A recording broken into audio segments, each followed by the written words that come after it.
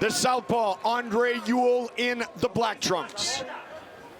Black and white trunks for the Brazilian Carlos Alexandre.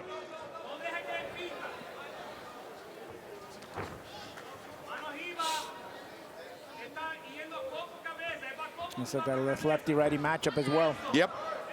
So Alexandre with that lanky frame. Battle of that outside foot, right, Paulie? Oh, yeah. Andre Ewell trains with Bobby King Green, coming off a win over Tony Ferguson. And Futures MMA, Jeremiah Rodriguez, always trains quality fighters. Ewell trying to extend that big left hand, just miss. Oh, there, lands it there. Run out of room in the trigon real quick. Alexandre close to the ropes. Didn't have any room to back up. That left hand lands square for Ewell. Ewell said, I have a great cross and I've gotten better at setting it up. Yep, and goes up to the gut there as well with the same cross.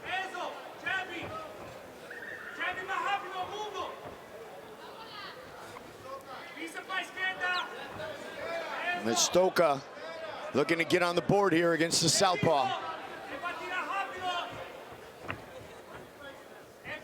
Alexandre competed on season 4 of the Ultimate Fighter Brazil 2015 as Carlos Costa. Brazilians have 8 or 9 names. Yeah, I've noticed from my soccer watching.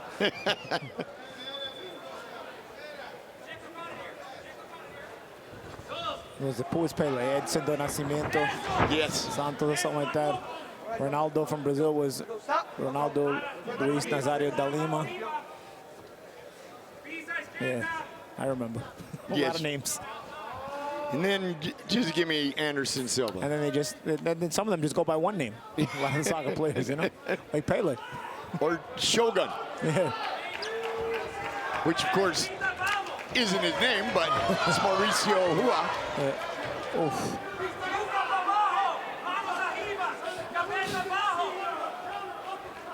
Or Pele. Yeah, no, there was a footballer from Brazil in the past decades, a few decades ago, that was a couple of decades ago, that was named Hulk. That's right. Yeah. Yep. Now it's Mistoka. Yeah, now in the last 10, 15 years. Now it's a tactical fight here. Yeah, Alexandre against Andre. Carlos Alexandre against Andre Ewell.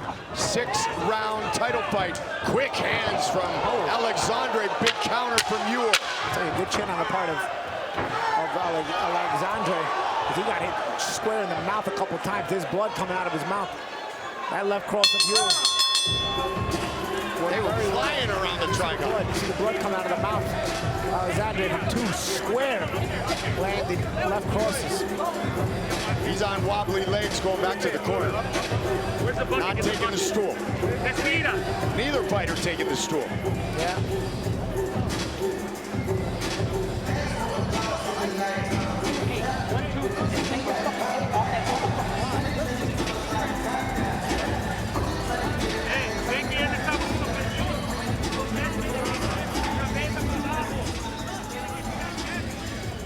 There's a left hand right there. That was, I think, earlier in the round. Then as the round went on, again, he gets some more successes. Ewell pumped up the numbers on the combinations and started to get some of those shots through. The counter there, boom, big shot there as Ewell throwing punches, as Alexandre throwing punches, but staying too high up. And Ewell makes him pay, getting underneath and coming up with huge crosses. Round number 2. Our co-main event of the evening. Carlos Alexandre. The white and black trunks for Andre Ewell. 6-rounder for the welterweight title.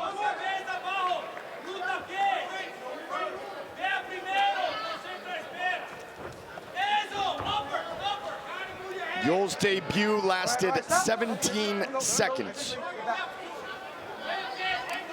Some of the shots he's throwing in this fight, he's trying to make it last short here as well. Yes. Alexandre's taking some good ones, though. He's showing a good chin.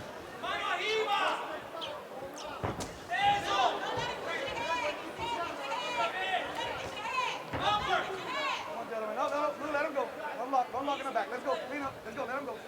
Suéltalo. Mistoka, pues, você tem que ir primeiro também. Vai, sai. So far, it's been Ewell who has connected more frequently. A lot of ups and downs in this fight. You get a lot of gets tactical in some spots, and then in some spots it explodes. It's the kind of fight it goes down to 0, and then it goes up to 100 real quick and goes back down to 0 in spots. Well, when asked his fight style, Andre Ewell said, awkward and smooth. Yeah, I can see it. Yeah, I can see that where that he can make those descriptions.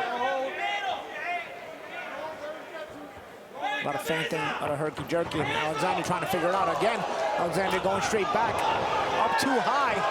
Although Alexandre fired back some good shots there, Ewell knocking him off. Alexandre's got to be careful when he backs up, though.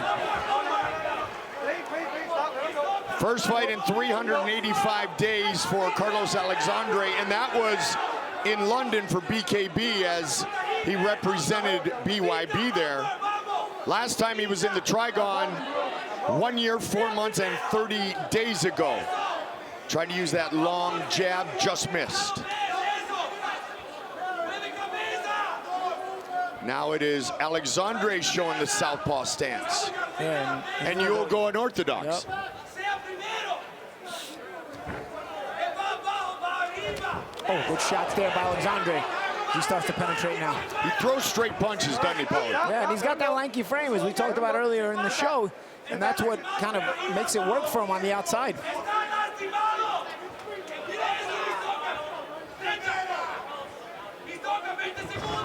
I think Ewell has lost a little bit of confidence. He's being hurt earlier in the round, right? And he's not as enthusiastic about trying to explode back in as he was earlier in the fight. I was thinking the same thing, partner. Come on, let it go. Come on, let's go. Let him go. Let him go. Let him go. Get down.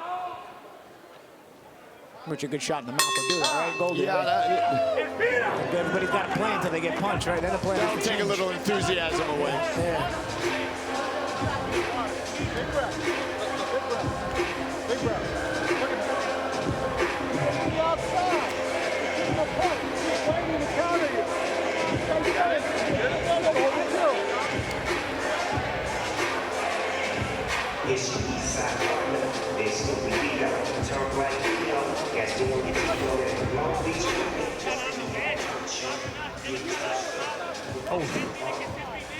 Back and forth return of fire.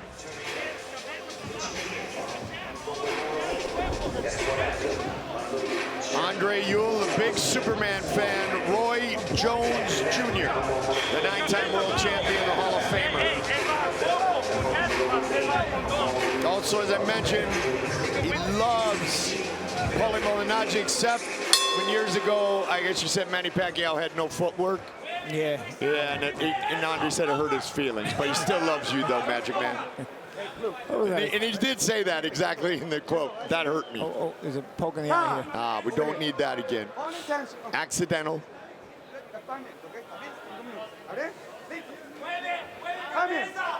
The battle continues. Round number 3.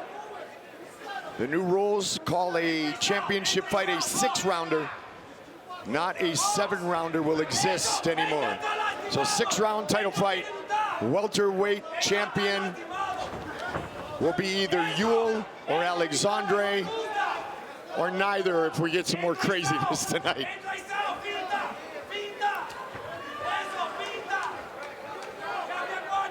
A little bloodied under the right eye. Alexandre starting to connect more, and they keep switching up their stances. Yeah. Ewell goes orthodox, Alexandre goes southpaw.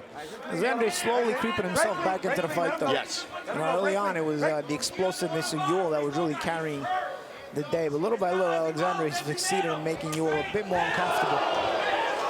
Good shot there by Ewell on the inside. I think they exchanged jabs, but Ewell got the better of it. And Alexandre got the better of the shot. In the Trigon with the distance with Desmond Green. And Desmond Green is as dangerous as they come. In fact, the body style, the attack of Andre Ewell is similar to that of the Predator.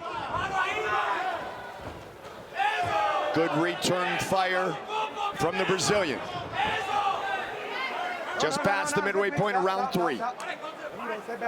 Black trunks for Ewell, white and black for Mustoka, Carlos Alexandre.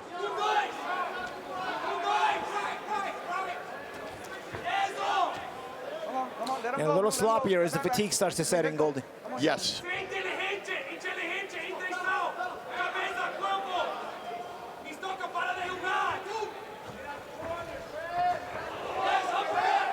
So Jeremiah Rodriguez speaks Spanish and Portuguese, it sounds like, from the corner. Yeah, he's mainly yelling in Spanish, I can understand.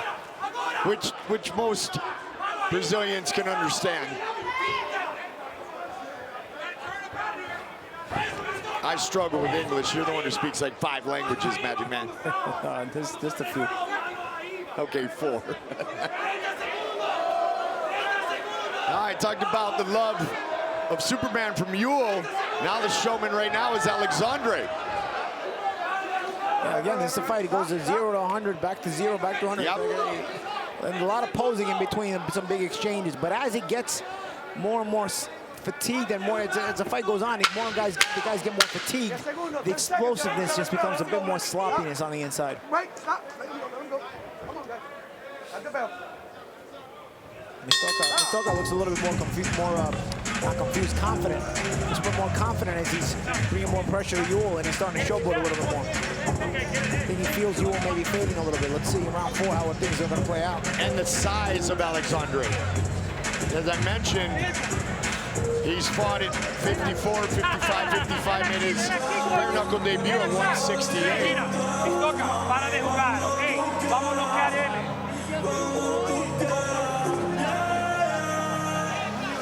That's the bigger frame.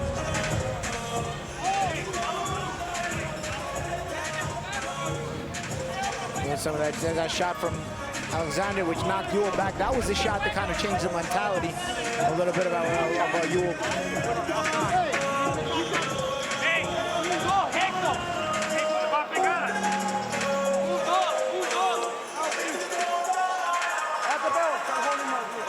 Championship fight continues. Time. Over here. Come on, get that water. Come on, guys. Some water in the corner they got to clean up. Over here. All right, let's go. Get back in, gentlemen. I'm in. Round number 4, co-main event of the evening. Scheduled for 6. Welterweight championship fight. Still to come, our main event of the evening for the super middleweight championship. The champion against the interim champion.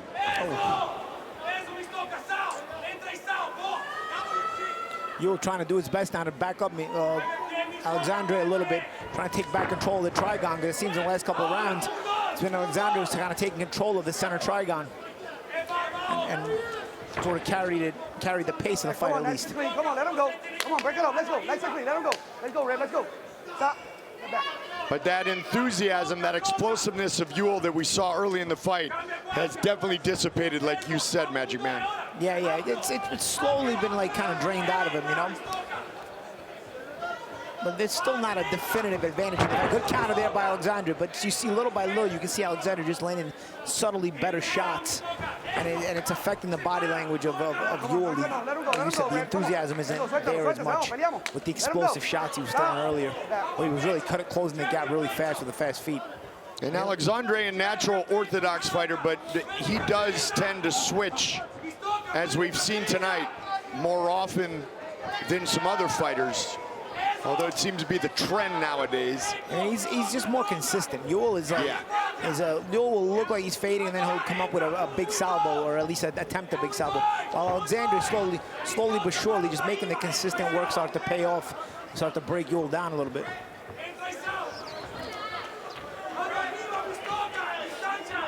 Alexandre was to fight a few months ago in Dubai. His opponent fell away. Tonight, he fights for the belt here in his new backyard, South Florida. Oh, good shot there by Ewell. There's that big left hand that he's been looking for. But you see, when you're fatigued, it doesn't have as much of an effect. And Alexandre comes right back, lands a couple of shots of his own, and it's Ewell who's backing up now. And that stands out in the eyes of the judges, you know? Absolutely. And again, another big counter uppercut. That's a good counter uppercut. That one got his attention. I think Ewell's hurt from that counter uppercut. Goldie, he's holding on here. That was a sharp, well-timed counter uppercut by Ewell. By Alexandre on Ewell. And again, speaking of killed enthusiasm, you see Ewell is not really looking to engage right now. He's trying to kill time. He's up against the ropes, trying to survive that long punches again, Paulie, landing for Alexandre. Yep. seconds, 10 segundos.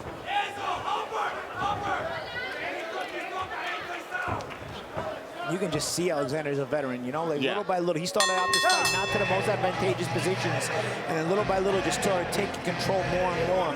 And now you can just see he's sort of taking full control of this fight as we go into round 5. Faltan 2 rounds, José, mira, escucha, José está ganando, pero tiene que estar más inteligente. Cuando después de tu mentira, hermano, look, give the water, give the water. 5th round. 5th round. Dig in, dig in.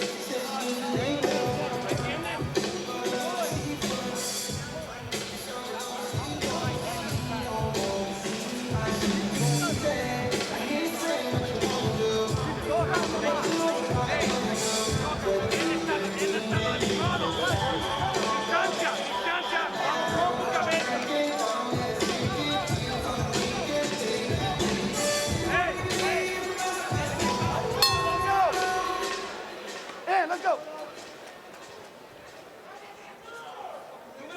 Round number 5. Title fight scheduled for 6. Sepárense, vamos. Let him go, let him go. White and black Get back, trunks. get back. Come on, guys. Mistoka, Carlos Alexandre. Dragon Fist Andre Ewell in the black southpaw stance. Mistoka comes out orthodox to start this round.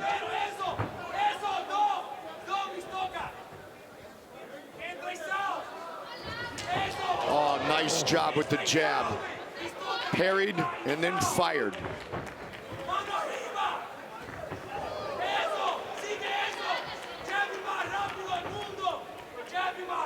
I talked about this fight at 145.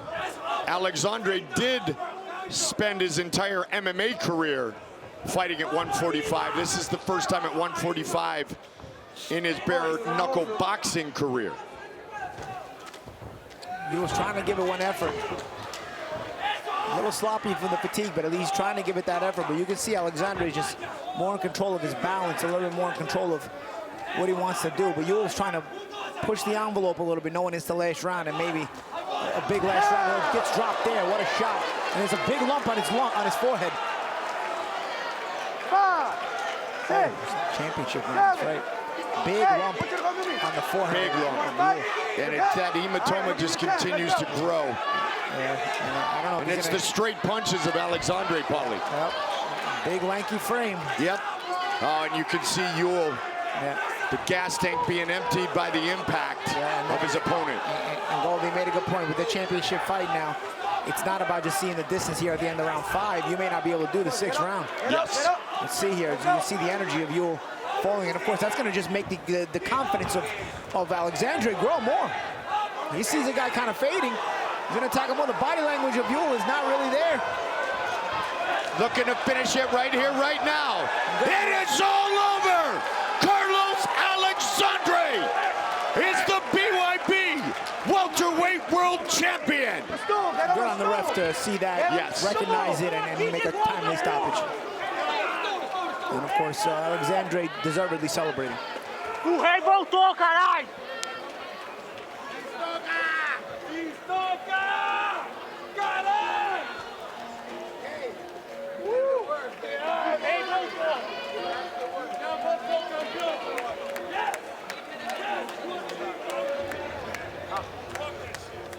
Congratulations to Mistoka.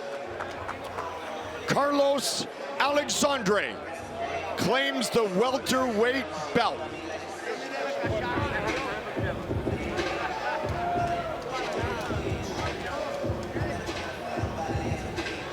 And Paulie goes right up to the top of the show where you talked about the long frame and the utilization of that long frame by the Brazilian. Yeah, that's one thing that stuck out to me about Alexandre when I was trying to remember how I had seen him the last times. And when I'd seen him, I realized he was very adept at understanding his frame and adept at how to use that. You see the blood stains on the camera for everybody at home. Take those to the dry cleaner with our clothes, right? Yeah, you got that right, Goldie. Viva Brazil!